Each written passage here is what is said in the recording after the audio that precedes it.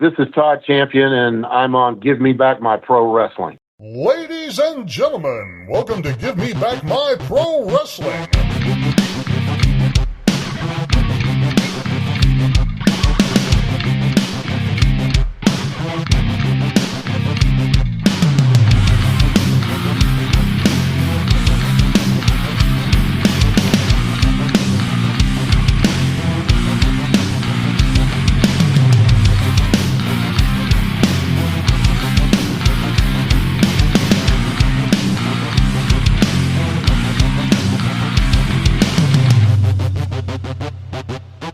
For those who don't know, now you know, baby. This is Hot Rod Biggs, Jared, Jimmy Street. We're going to take them to the limit one more time, baby, right here on Give Me Back My Pro Wrestling.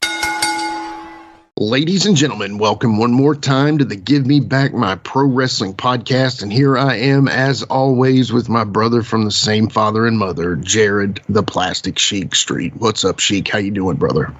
I'm good, brother. How about yourself? Man, I'm just doing the thing here. Got a couple days off with the wife. We're going to try to do some kind of adventure around the house, maybe clean it or do some housework. Is it one of those old school books, choose your own adventure kind of thing?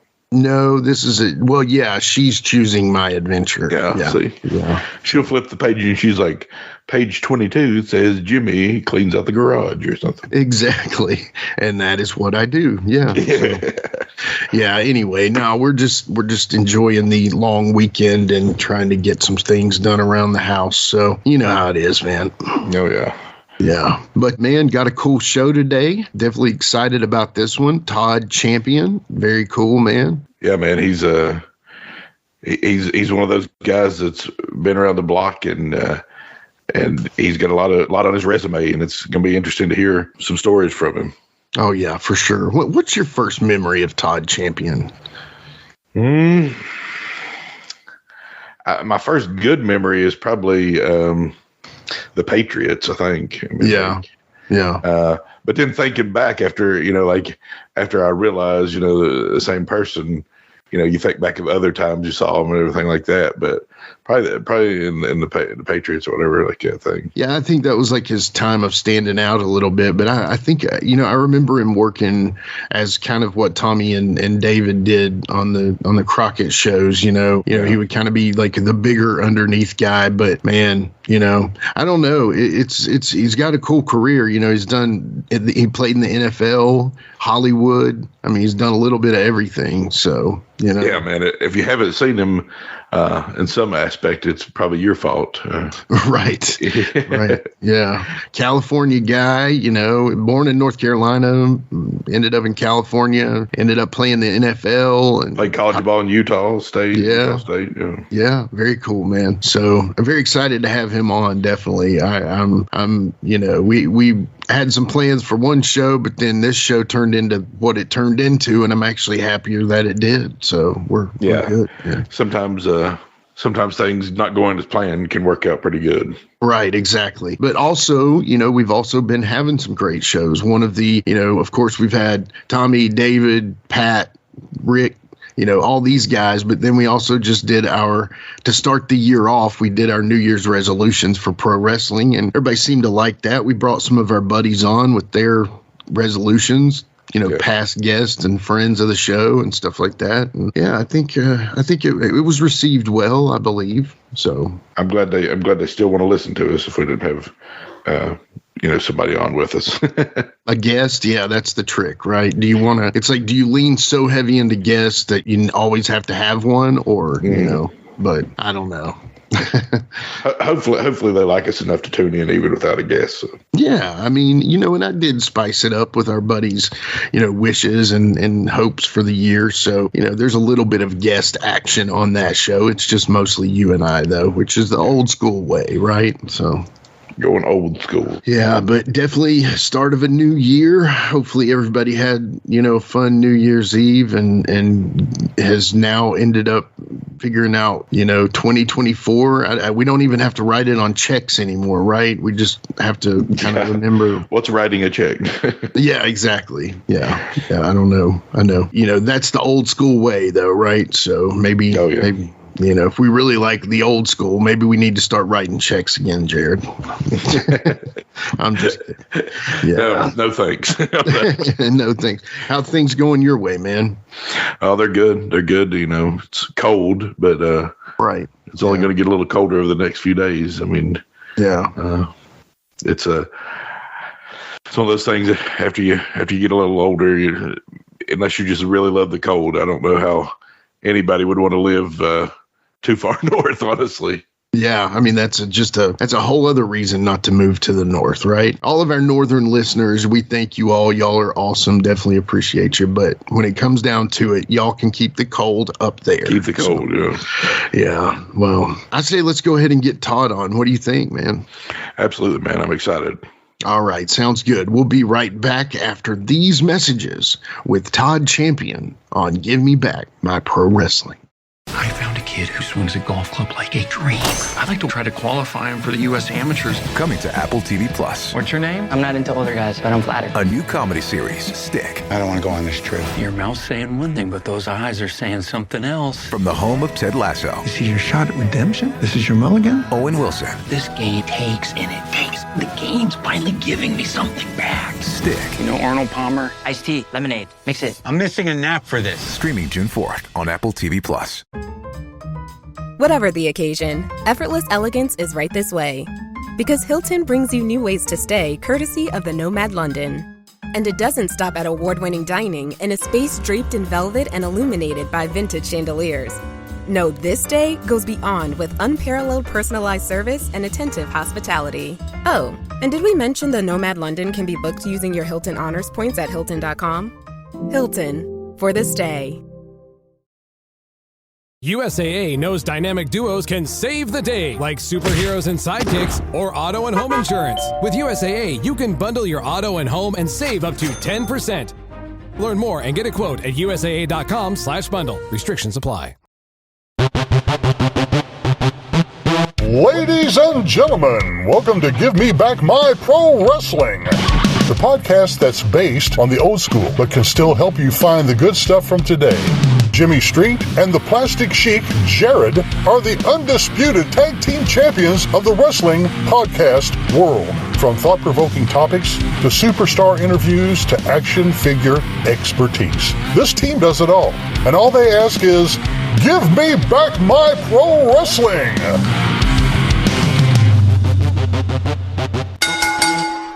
Every other Thursday, wherever you listen to podcasts.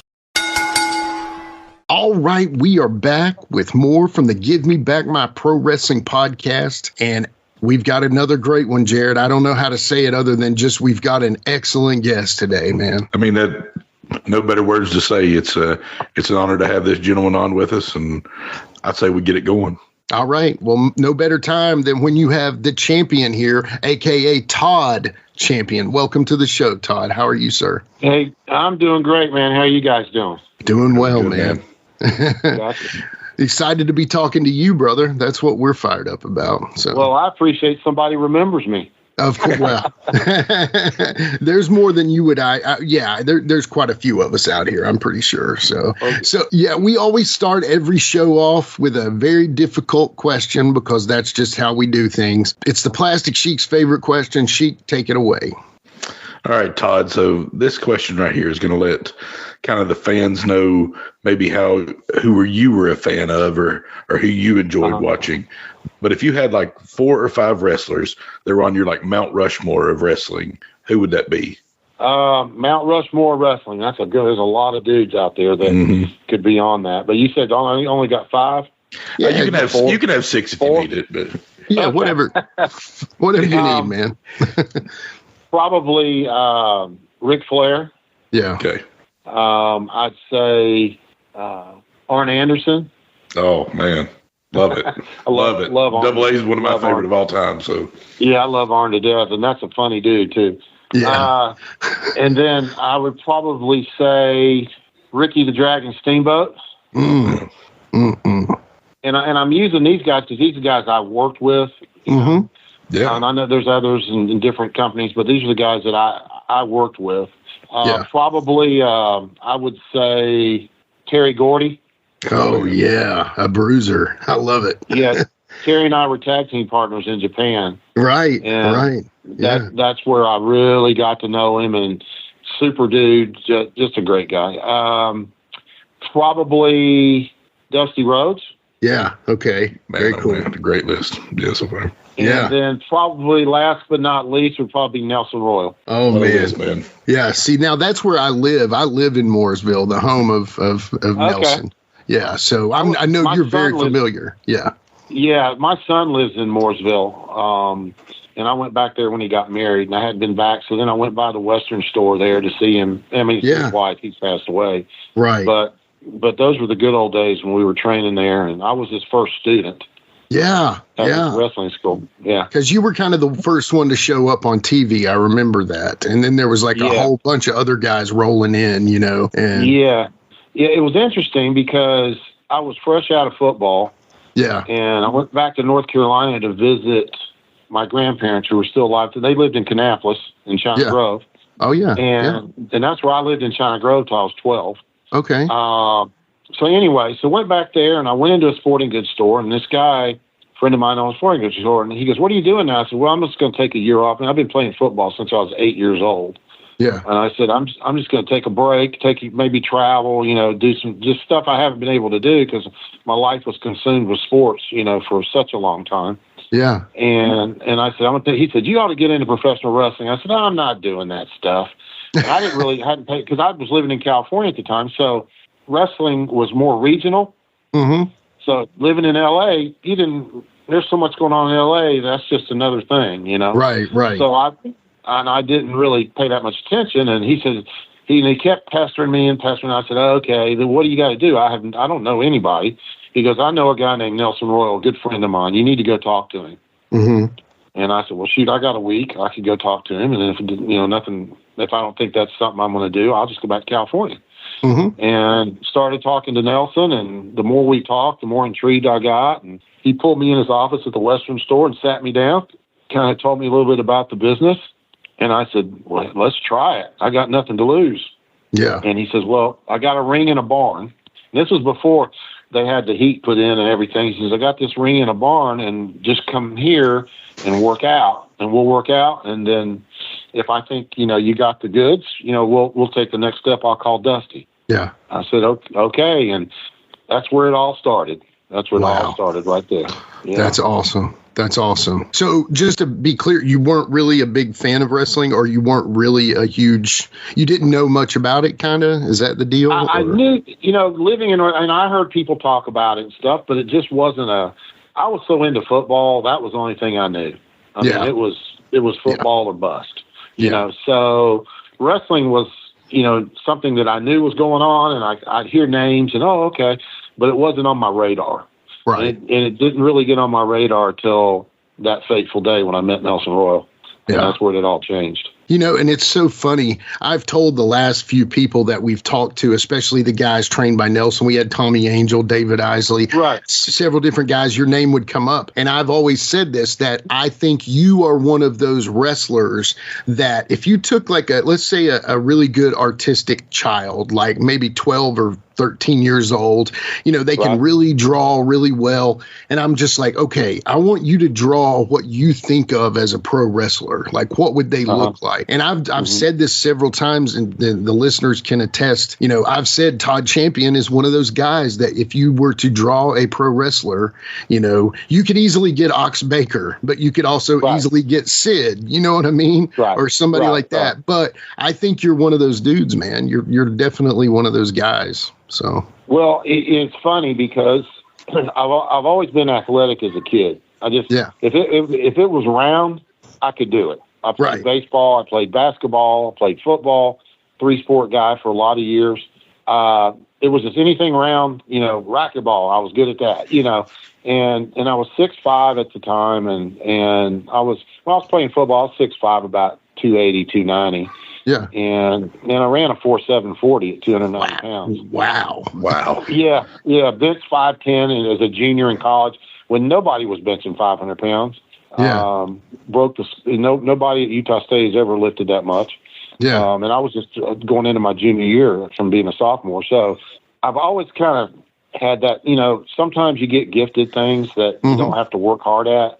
Now I worked hard at my craft and what I did in sports, but it was something I enjoyed doing. And because I was good at it, it made me enjoy it even more, Yeah, no question.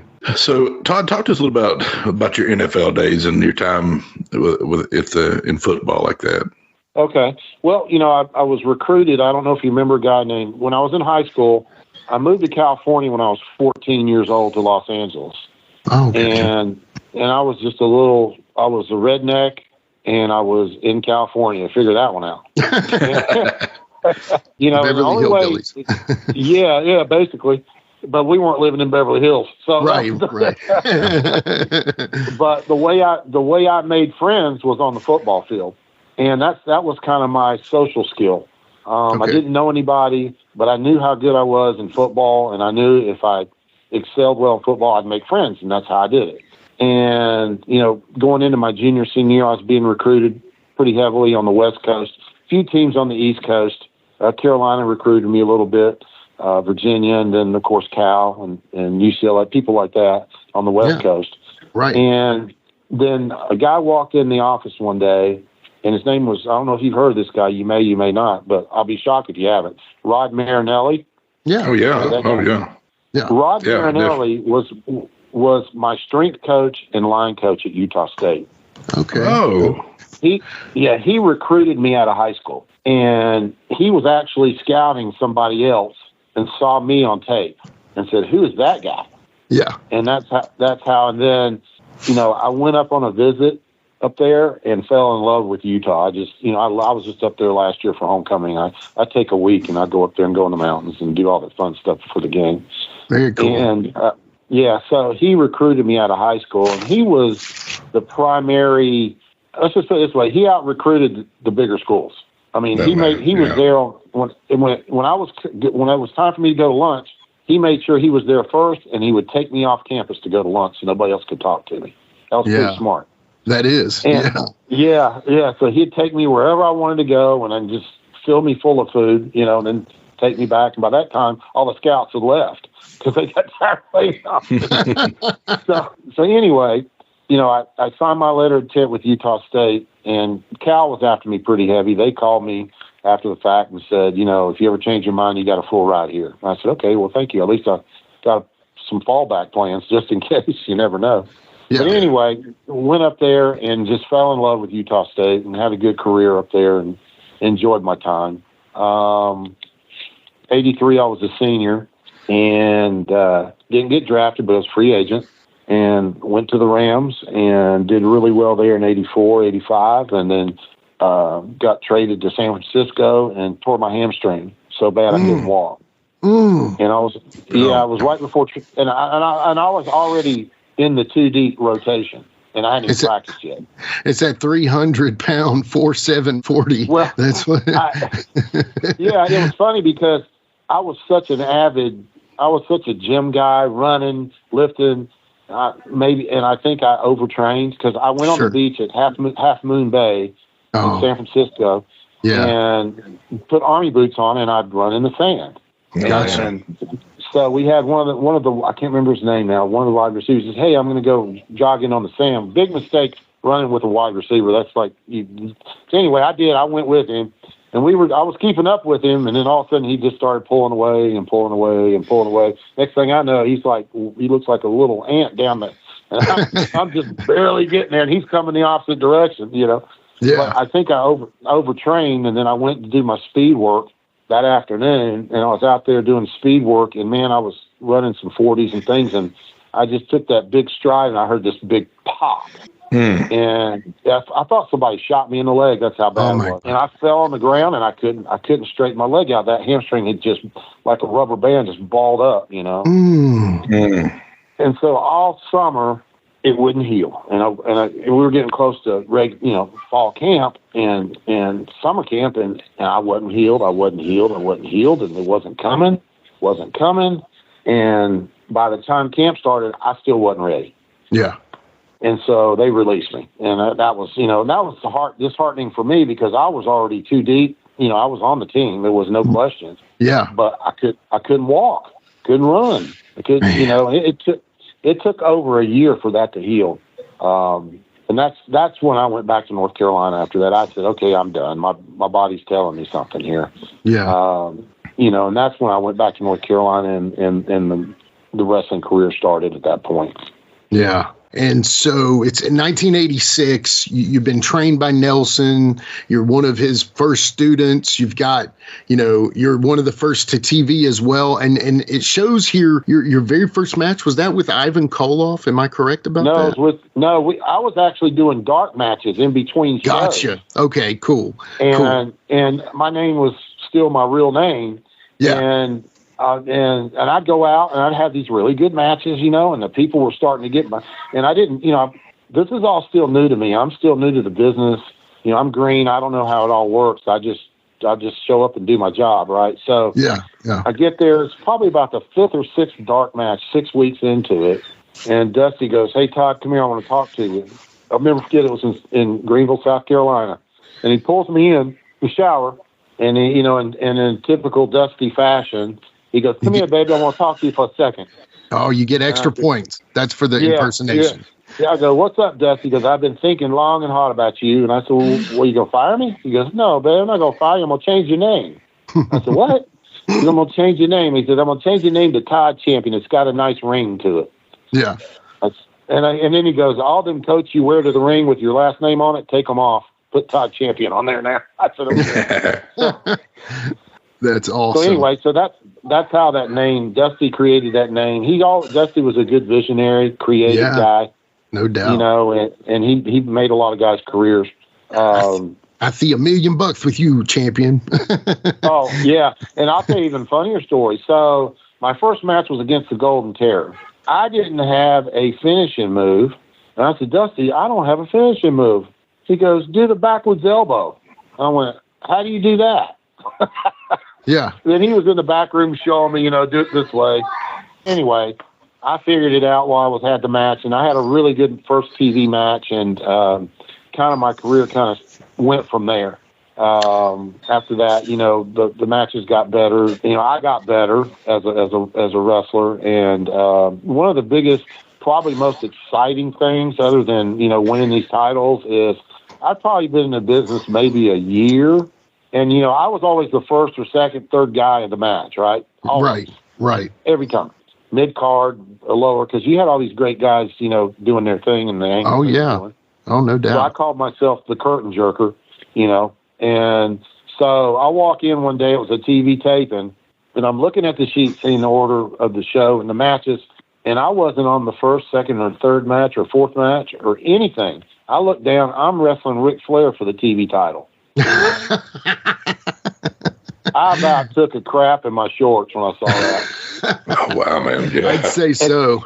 Yeah. And everybody in the locker room were going, "Just relax, just relax, just relax." I said, "I don't know." I was nervous as you could be, sweating and all kinds of stuff before the match. And I'll never forget the header right before the match came on. It says "Champion versus Champion." And I said, "Wow," So I went out there and went 25 minutes with Ric Flair in a main event match on television. And I think that was kind of the aha moment for me. I realized, shoot, I can do this and probably be pretty good at it. Yeah. And I know, and when you're working with professionals, that's why I named Ric Flair as one of the Mount Rushmore guys, because he knew I was green. He knew I was nervous. He knew, I was just, and I was, still had this football mentality, and he just looked at me and goes, "Look, just relax, listen to me, you'll be fine." He said, "Oh, by the way, don't hurt me." Yeah. I mean, because that's the thing, right? He's working 7 nights a week, so. Correct. Right. Correct. And so with a guy like that, you respect him so much and he did take care of me, and he was having me do things I didn't know I could do. Yeah. And that really built up my confidence. And did you do the Beal? Did you do the Beal with him? Did you do the Beal with him where you threw him off? No, he didn't do that one. No, gotcha. This was before that. This was before he was doing that. Yeah. Okay, gotcha. Understand. But I will tell you, he made me look like I knew what I was doing. Yeah. And I didn't. And after the match, everybody came in the locker room and said, "Man, that was a hell of a match." And I said, "Well, all I did was listen to what he told me to do." You know, keep your mouth shut and your ears open. That's exactly magic. Right.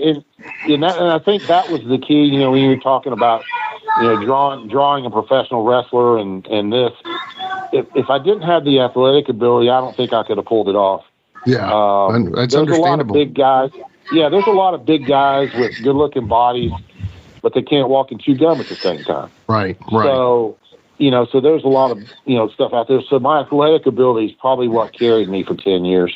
Well, hey, man, I mean, you did it. So let me ask you, because, you know, this podcast probably would not exist if it were not for Mid-Atlantic. We were born in southwestern Virginia near Bristol, Tennessee area, Tri-Cities. And so we're obviously big Mid-Atlantic fans, and that's what basically molded our fandom as a kid, you know. Sure. And how was it working with the Crockett's? I did. I mean, we weren't buddy or anything, but they really took me under their wing and kind of mentored me. And a Magnum TA was another one. He should have been on Rushmore too. Magnum and I got to be pretty good friends during that time. And he would see me and just smile and laugh, you know, because he knew I was nervous half the time. You know, but he was such a nice guy. And we were in Charlotte for the gathering 2 years ago. I hadn't seen him in years, you know. When he had his accident in his Porsche, we went out to dinner. We were 2 nights prior to that. We were out to dinner with each other, and then you know, he was in the hospital, and you know, it was pretty heartbreaking at that point in time. Yeah, you know, Magnum's doing that Power Town line with Greg Gagne and the guys from, you know, the action figure line, and so we got in kind of tight with the guy who owns the Power Town and started it, Steve Rosenthal. And we interviewed Steve, and we were like, okay, this is great. We've interviewed the guy who did the old Rimco wrestling action figures when we were kids. That's all we need. And at the end of the show, he's like, hey, man, would you guys like to have Magnum on? And we're like, of course. Yes. Yeah. Yeah, we definitely like to have Magnum on. And so we had Magnum on really early. I mean, honestly, like very early in this podcast. And it was like, hold on, is this the path we're taking now? Like, are we ready for this? You know? Right. It's been. Magnum was such a genuine, nice guy. He is. And you can tell, Yeah, there's probably not a mean bone in that guy's body. And I really believe if he hadn't gotten hurt, he would have been the next big thing. I think he could have been bigger than Hulk Hogan, to be honest. I agree. Yeah, I think so too, because he had a hairline. You know what I'm saying? Not to knock Hogan, but he had that look. Women loved him. You know what I'm saying? The women loved him. The men respected him. You know, and I think he would have been WWF champion. I don't think just the NWA champion. I think he would have ended up WWF champion for sure. I think I really believe he would have had a long, illustrious career if he hadn't gotten that wreck. Yeah. Oh, yeah. I mean, we did a whole thing earlier on, right around the time we had Magnum on. We made this little thing up about what if Sting went to the WWF and Ultimate Warrior went to Crockett. And, you know, we basically found out that Ultimate Warrior probably wouldn't have lasted and Sting would have probably did really well. But part of the reason that Sting was able to be so successful so early on is because Magnum's wreck, you know, and there may not have been that spot to be the top dog had it not been for Magnum getting hurt, you know. So, Correct. Yeah. I mean, that's exactly right. I mean, you know, fate is a funny thing, you know. It really is. You just never know.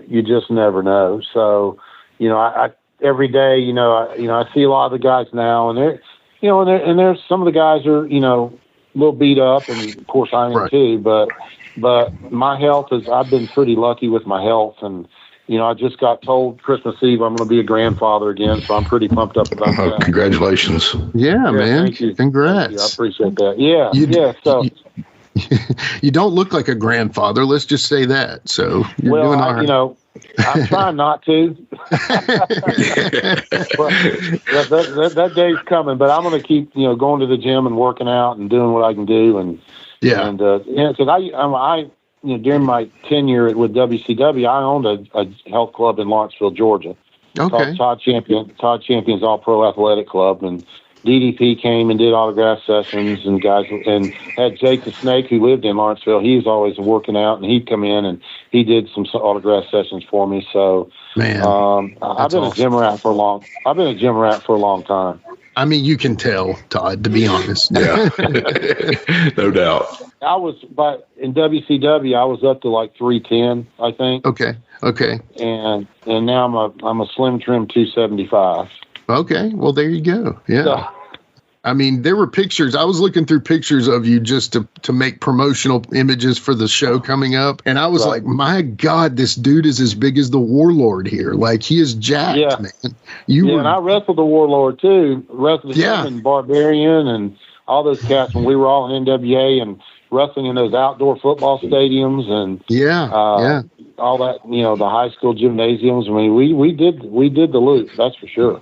Definitely. So in around this time after this, you went to Central States. Talk about that move a little bit. Yeah, that was we were in the NWA was looking to expand, and at that time, territories were kind of going away little by little. They were selling out to the bigger promoters, and so Jim Crockett had worked a deal with Bob Geigel to come in and bring a team in to Kansas City, and we were baby faces and heels from my era and my guys, and come in there and work that territory. Yeah. And so we went out to Kansas City, and I hate to say it, but it didn't turn out like they thought. Yeah. It was probably, I'd already paid my dues, but I paid them more in Kansas City than I did anywhere. Did you starve to death? Well, I was under a guarantee. I said, I ain't going unless I know I'm making this much money. Sure. I'm not going to drive up to an arena and have 50 people there and make $10. I'm not doing it. That's brutal. I'm a businessman too. Yeah. So they took a group of us, me, Sam Houston, Gene Ligon, Joel Deaton. I was, they tagged me up with DJ Peterson. Okay. Yeah. DJ looked just like Magnum. Right. He did. They could have been brothers. Yeah, but they did. Anyway, so we came in and worked that territory, and then once a month or twice a month, the big boy, I call the A-team, would fly in and do the big house shows or the big arenas, right? Okay. And that was fine, but when they'd leave, it would just go away, and we'd show up to towns, drive 300 miles and 100 people there, and nobody knew we were there. Yeah. And at that point, I knew something was wrong. I told one of my guys driving home, I said, I don't know if Crockett's Northern or doesn't know, but they're trying to sabotage this place. Right. They don't want us here. Yeah. They don't want us here. And 6 months into it, I called Crockett and I called Dusty. I said, I told them what was going on and us going to these towns, not being promoted, and they agreed with me. And I said, I can't do this. I said, get me back to Carolina as fast as you can. Yeah. And so that's basically, we went out there and we were Central States Tag Champions against Thunderfoots and all that. And it would have been a really good place to, young guys could come in and work a territory if they would have done it right. Well, with Dusty and Jim Crockett not being there to kind of oversee it and letting the other guy that they bought out oversee it, I think hurt us. Yeah. It would have been a lot better if maybe Jim Crockett Jr. or Dusty would come in once a week and make sure everything was going the way it was planned. Right. But it would have went over. It really would, because I believe the first couple of weeks we were there and we did television, we packed out these little gymnasiums and places. And then, the television, could have been better. But looking back, it's 2020. But, after 6 months of being there and through those winters are brutal up there to begin with.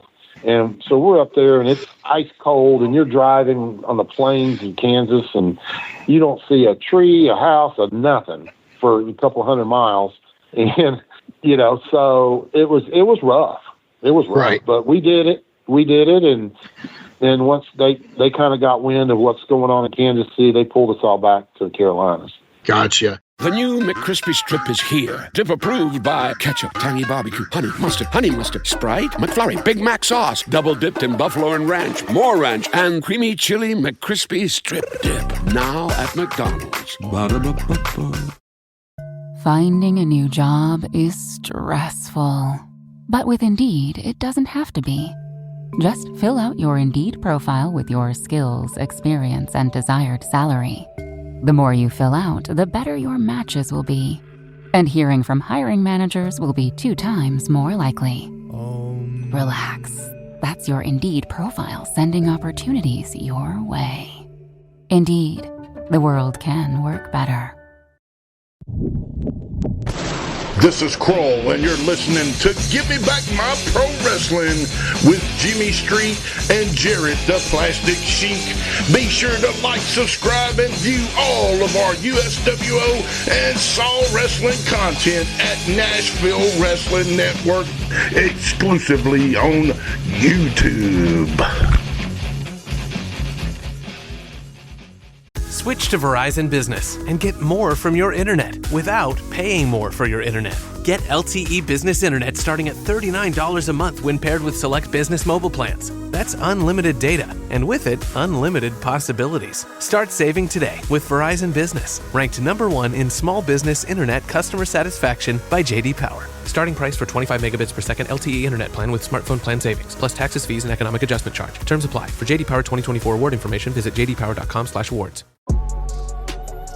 Vitamin Water Zero Sugar has great taste, zero BS, and obviously zero sugar. For those with zero room in their calendar, zero patience for slow walkers, those who get 0 hours of sleep on a Saturday night, have zero filter, zero given, and zero interest in grabbing a plain, boring water. Grab a delicious Vitamin Water Zero Sugar today. And you come back to Mid-Atlantic and it's 87 and man, things are hot. Things are burning up. And you work some great guys. Now, these are some interesting names I want to bring up here real quick. So one of them is you work a tag team called The New Breed with your brother Chris Champion. Yeah. Now, talk about working him, and especially having Chris Champion and Todd Champion. How was that? Yeah, it was cool. Those are two. They were really nice guys. Florida guys, yeah. Yeah, they were Florida guys. I liked their gimmick a lot. I did too. Yeah. I think it was a good heel gimmick. So as far as wrestling, piece of cake. Yeah. I don't know what happened to them during that time. I think Chris got hurt in a car accident, and Sean I don't know the full story about what happened to Sean Royal, but I know Chris came back and started doing like a more of a Karate Kid gimmick kind of deal. And yeah. I can't imagine him kicking you in the face being 6'6" like you are, but I know he was doing that to son. Like David Isley told a story about him busting his lip and stuff, and Flair getting hot about it. But I was just curious because especially you being Todd Champion, and our listeners are a heavy base in Tennessee. We have a lot of listeners in Tennessee because I'm friends with a lot of the wrestlers from the outlaw scene in that area. Yeah, my daughter just graduated from Tennessee last year. Oh, cool. Congrats, man. Yeah. That's a very cool. Yeah. That's very cool. So anyway, they're big Chris Champion fans because that's where Chris Champion wound up out there in Tennessee and stuff. And anyway, long story short, that's why I was curious about that. Another name I wanted to bring up, and we've never been able to ask any other people about this, but Jared and I, when we grew up, there was a movie that was out at the time when we were younger. We loved it. It was called Body Slam. It had Roddy Piper. It had the guy from A-Team in it. It had the Tonga Barbarian. Kid. Yeah, Barbarian. Yeah. And this guy I want to ask you about, T.J. Khan. How was he? Oh man, I love TJ. I called him TG, but he was another Minnesota guy. Right. And came down there and did that gimmick, and he did it well. Well. He was, I don't really, when I look back on my career, I didn't have a beef with anybody. I got along with it. I was just happy to be there, Sure. And so everybody I worked with, we always had good matches, and and just kind of did our thing. But yeah, Tijo Khan was a super dude. He worked his gimmick really well, kind of like Nikita did. He worked his gimmick really well, and the one thing about you talk about Give Me Back My Pro Wrestling is believability. Oh yeah, and we were. I mean, it was really back then. You did not do somebody else's finishing move. Right. You did not do that. Everybody respected your finish. So if that was your finish for whatever, backwards elbow was my finish, and of course Ric Flair was the figure 4. Sting's finish. You didn't use those as finishes. That was for those top guys to do. Yeah. So believability was a big deal. If it didn't look right to you, it's probably not going to look right to the wrestling fans. So don't do it. Yeah. So that was the difference in the business back then. Is we took pride in doing things that you go, damn, I don't want that guy, drop kicking me or putting me in the figure 4 because it was believability. Yeah. And so we were very, very protective of the business back then. And I could go off for days about believability in the current product, and we'll just skip all that. But that is definitely a part of Give Me Back My Pro Wrestling. Absolutely. Is the believability of it. So, Absolutely. But anyway, it's it's kind of like football. Football's changed a little bit. It's gotten softer, I believe. Yeah. Back when I played, a crackback block was a good block. It wasn't illegal. Now it's illegal. Yeah. You can't, lower your head and run into somebody. That's targeting now. That gets you kicked out of the game. Yeah. So as the game progresses, fans progress, things change. I'm probably my own worst critic. I don't like watching myself. For some reason, I go, why did I do that? Why did I do this? I critique myself probably too much. But at the end of the day, today's product it's just a different world. It's just a different animal. There's more TV exposure now than ever. I'm kind of, like I said, a little bit of old school, but maybe I'm just out of touch. But we didn't do a lot of talking in the ring. Right. We told the story in the ring. Yeah. And that did our talking for and the interviews were kind of a side thing, the promos.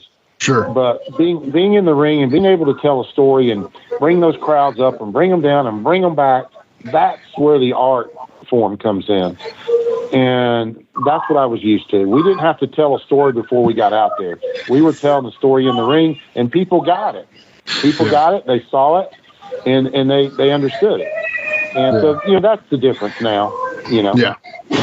It is. You're right. Sounds like there's a wrestling match at your house, Jared. There probably is downstairs. So around this time, Jim Crockett Promotions bought out Watts and UWF. What were your thoughts on that? There again, people are, promoters are shrinking and regions and other promoters are expanding. And I think it was a good thing. Texas is a great area. Sure. Yeah. It's got a lot of pro wrestling history there. So I think that was a smart move on his part. Yeah. I think it was a smart move. Expanding the NWA name, and the talent, and it just gives you more talent is what it does. You got all the guys in Texas, you got all the guys in the Carolinas, and you've got a plethora of talent there that, it's just take your pick. Did you feel any crunch on worry about your position at all, or were you still feeling comfortable? No, I never, competition doesn't scare me. I love it. I thrive on stuff like that. So I had that football mentality, if you're going to beat me, you're going to have to beat me. Right. Period. You're going to have to take it from me. Yeah. Yeah, you're going to have to take it from me. And I'm going to make damn sure I'm competing. And if you take it from me, you deserve it. Yeah. But I'm not going to give it, to you. Around this time, Nelson's guys, a lot of them are going up to WWF and working. I know Tommy, George, John, David, a lot of those guys are going up. I do see that in '88, you work a dart match with Barry Horowitz. Was that a tryout for the WWF? Yeah, they called me.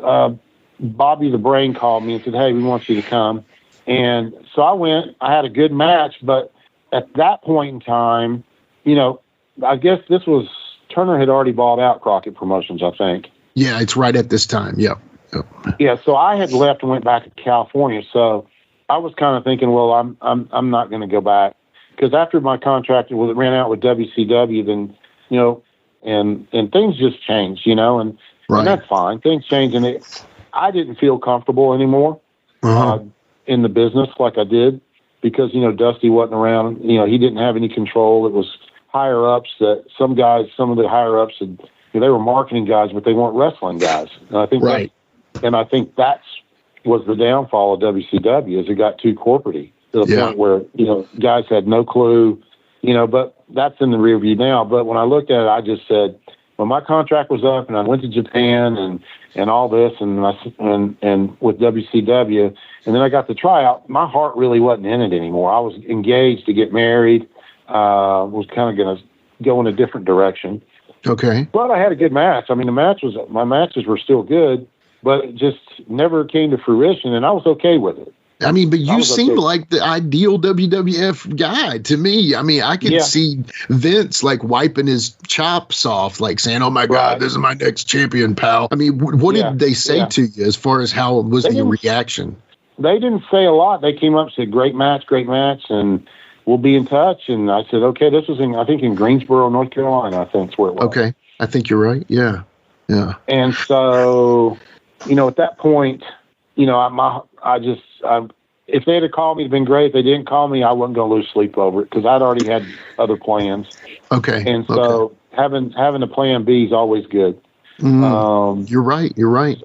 So, it's like playing any sport. There's going to come a time where, you're not going to be able to perform at your highest level. Your body's not going to react like it used to. And I think it hurts my heart to see some of these guys that are still, wrestling, and maybe they have to. And it hurts my heart to see them, going out there and taking a pounding every night.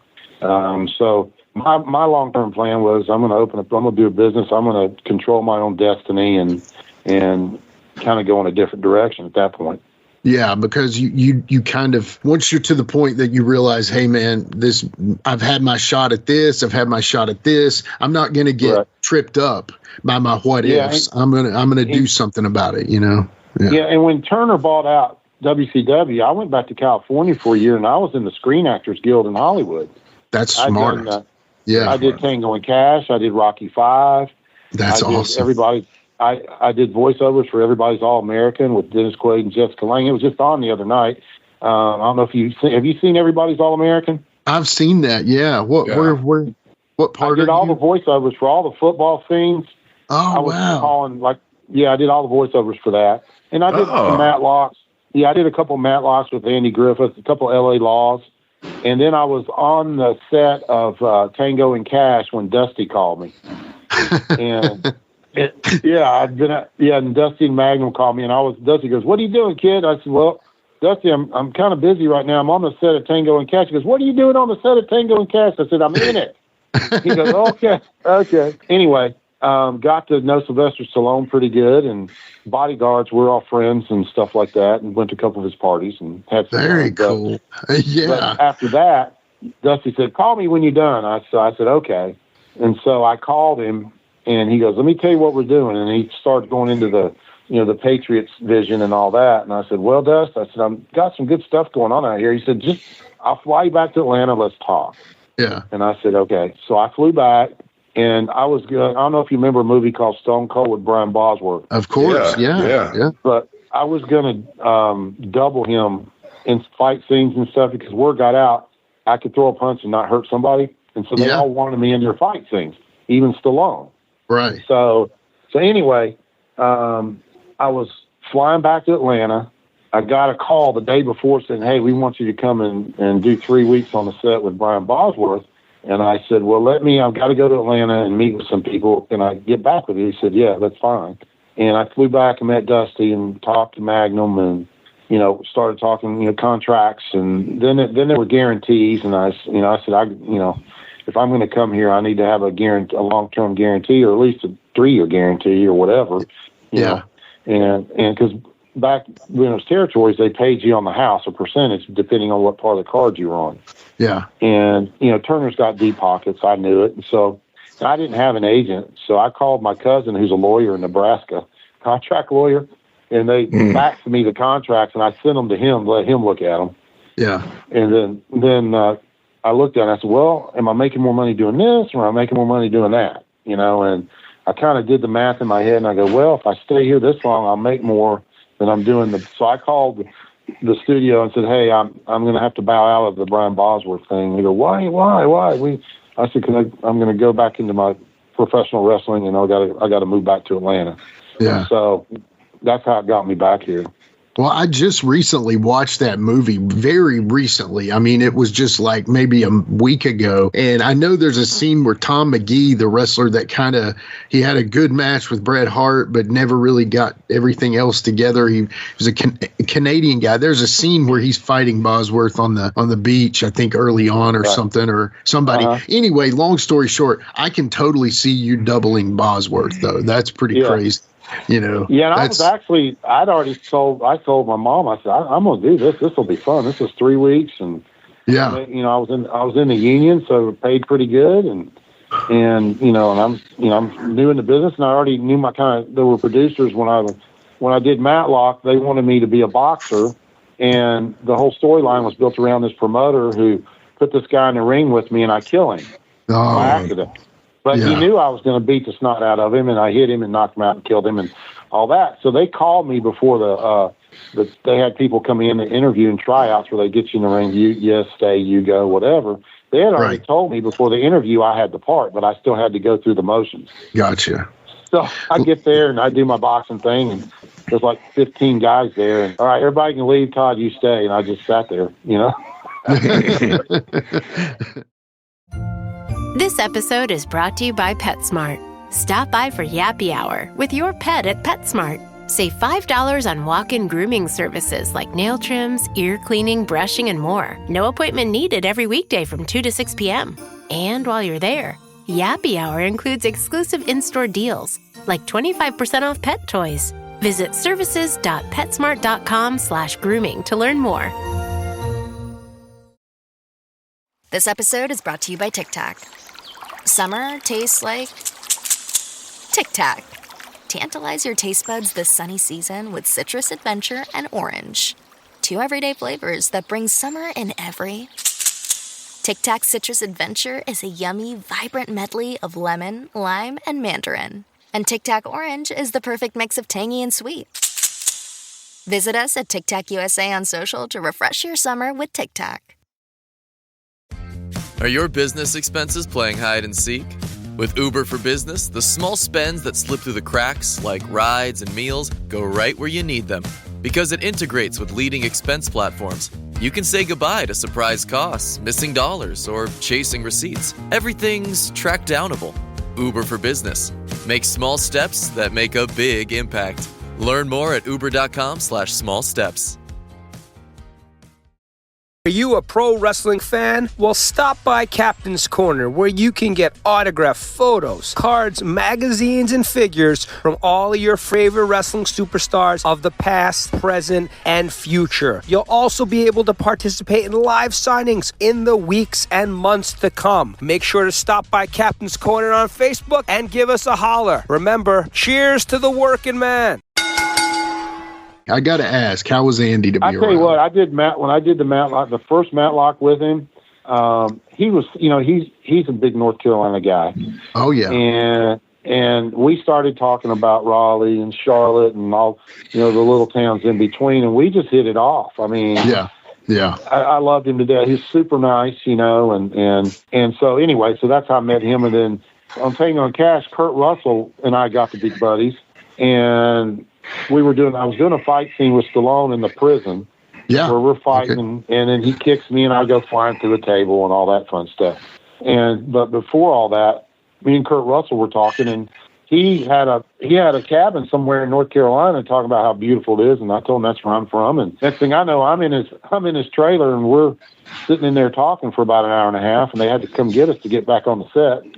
Wow. So yeah. Wow. So I had some interesting times as far as that goes. I look back and go, wonder if I'd have stayed, I wonder what I'd be doing now. But, you know, you never know.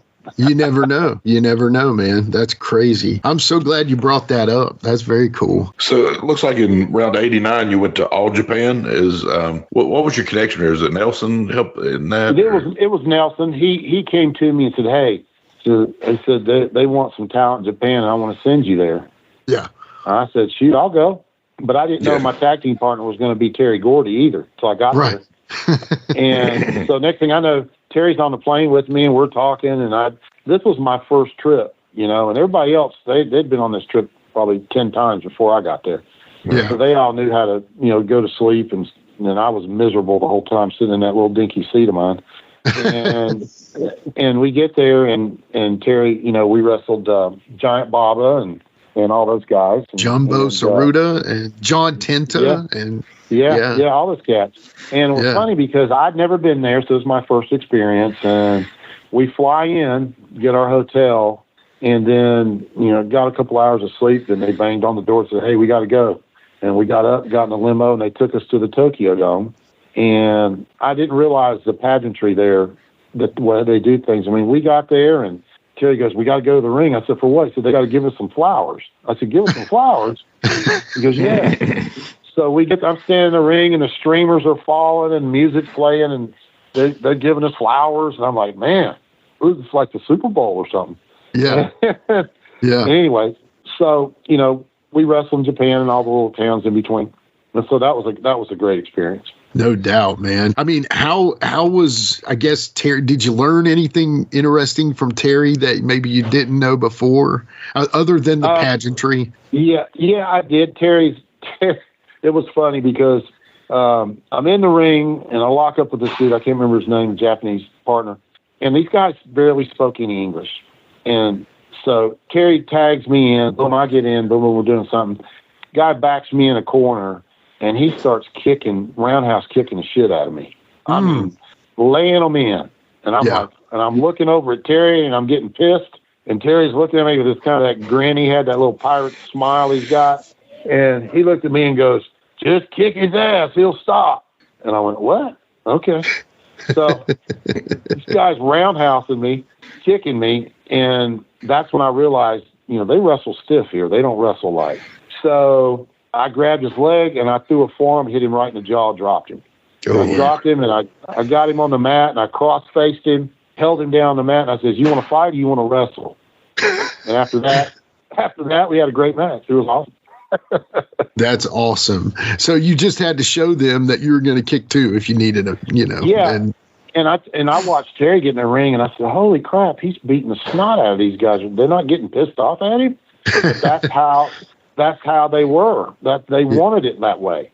And once awesome. I got acclimated, it was get out there and be physical, and that's right up my alley after playing football. So that worked out perfect. And Terry was a great guy.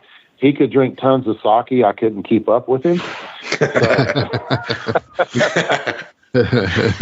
He took us, and we went to this men's club where you get a massage and a steam, and then you sit around in your robe all day or whatever. So he took me one of them places.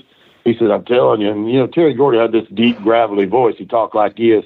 Right. He said, Todd, he said, now this old lady, she's going to give you a massage, and she's going to hurt you, and she weighs about 80 pounds. I said, so anyway. So we get in there. Yeah, it's funny. But we get in there, and sure enough, man, I'd done the whole wash yourself bathe and all that, and the steam, and I laying down, and this little bony Japanese lady, and she was pretty old. And I said, man, she ain't going to do nothing. Right. And I'll tell you, when she was done with me, I was in tears and I was sweating. She hit every nerve that I had, every knot I had.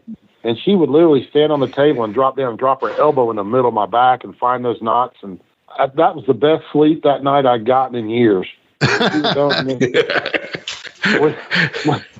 We went and had dinner. I went back to the room and I slept like a baby. I felt great too. That was awesome after that. But man, I didn't realize it was a deep tissue from hell. Yeah.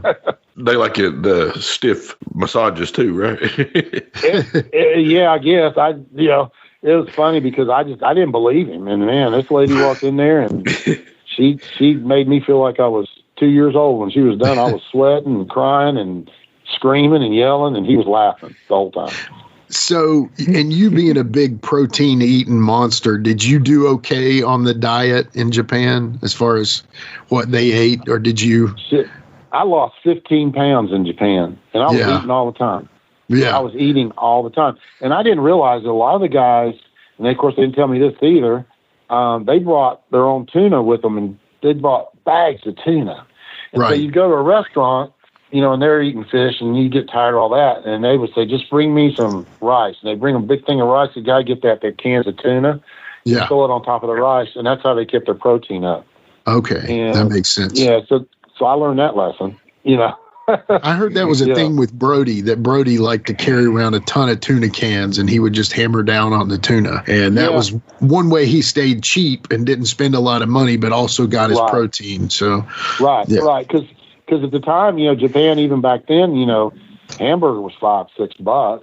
Right. You know? Yeah. You know, and I, you know, so that's how guys did it. So I learned I'd go buy a bunch of tuna too, and that's what I do. I just follow along with the crowd, and it made sense. I mean, it was good, it was healthy, and you know, I just couldn't get full on their food, no matter what I did. I couldn't get full. But, so I'd have to get, you know, I had to do like everybody else and borrow some tuna from somebody, or Terry give me a couple cans, and that's what we did, you know. So being a big history buff, you know, I was interested in World War II and stuff like that. So going to, you know, see where the bomb, you know, in Nagasaki and all that, just seeing those museums, man, that was pretty impressive.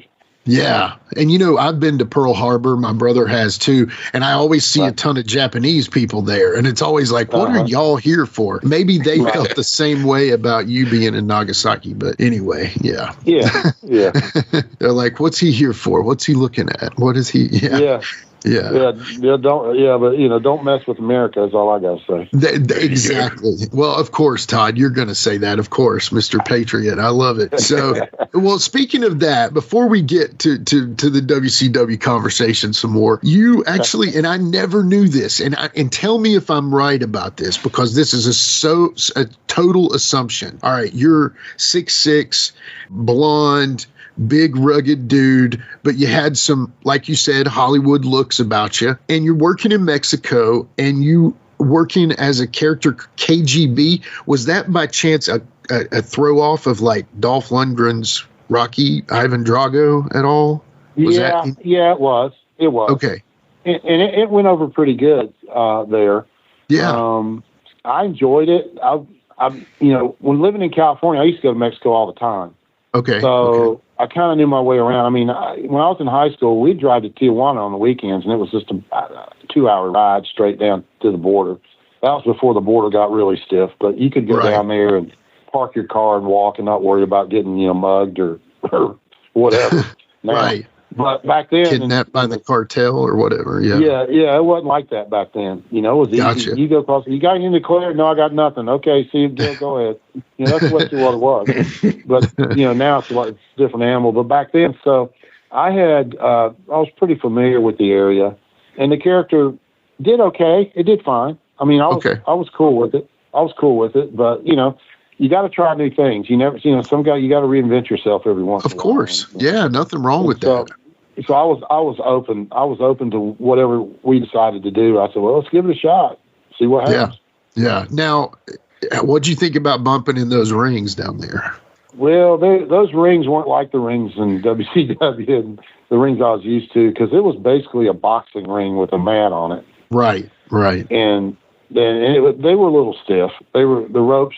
I can't remember which match it was, but there was a couple matches before me, and the rope broke, and the guy fell out into the crowd, hit the ropes, and the ring rope broke. And I said, I'm not hitting them ropes. And so they had to go out there. They had to go out there and fix them and all that. But yeah, it was just different. It was a different deal. But it was okay. I mean, you get, like anything else, you work with what you got, right? So right, exactly. It was kind of like in Japan, the last match I had. It was an outdoor match, and it was in this real small Japanese town. And I said, shoot, how's he going to get people coming to this thing? The thing was packed. It was right after a typhoon had come through. Oh. And so the ring wasn't covered. So you went out there and took bumps. When you hit the mat, water would fly up out of the mat. Right. Like you're squeezing a sponge. yeah. So every time you hit water, it just fly everywhere. But so you work with what you got, you know. Right. Hey everybody, Gene Jackson here, inviting you to check out the Retro Wrestling Review, where each week I'm joined by some great co-hosts who help me review classic episodes of USWA Championship Wrestling, and right now we are doing week-by-week reviews of 1993. But we don't just do reviews, sometimes we get a chance to interview some of the people who were there and lived it, plus do watch-alongs. It's a lot of fun, so check out new episodes that drop every Wednesday at WrestleCopia.com, and to find links to everything associated to the podcast, you can go to uswapodcast.com. Hi, this is Mike Needham, host of the Reckless Abandon Podcast with Mike Needham. We invite you to jump on your favorite podcast platform and search for the Reckless Abandon Podcast and give us a listen.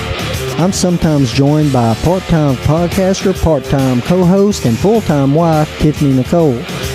We talk wrestling, we talk pop culture, we talk local events, local happenings in West Tennessee, and a ton of other stuff. But be sure to check out the Reckless Abandon Podcast.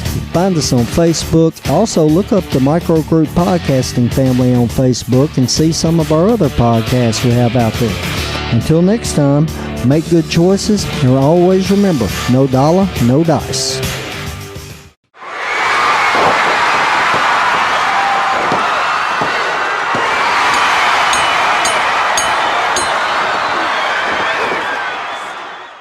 Ladies and gentlemen, this is Jimmy Street, and that was episode 1 of the Best of James Rock Street Productions, with the first half of episode 55 of Todd Champion on Give Me Back My Pro Wrestling. You can hear the full episode over on @GMBMPW or Give Me Back My Pro Wrestling, wherever you listen to podcasts. We're taking things in a new direction here on the show, and we've got many more episodes to go. We hope you've enjoyed a look back in the archives of James Rock Street Productions. Check us out next week to see what else we have in store. Until then, follow @GMBMPW and @JamesRockStreet everywhere. Peace. With a tear in my eye, this is the greatest moment in my life.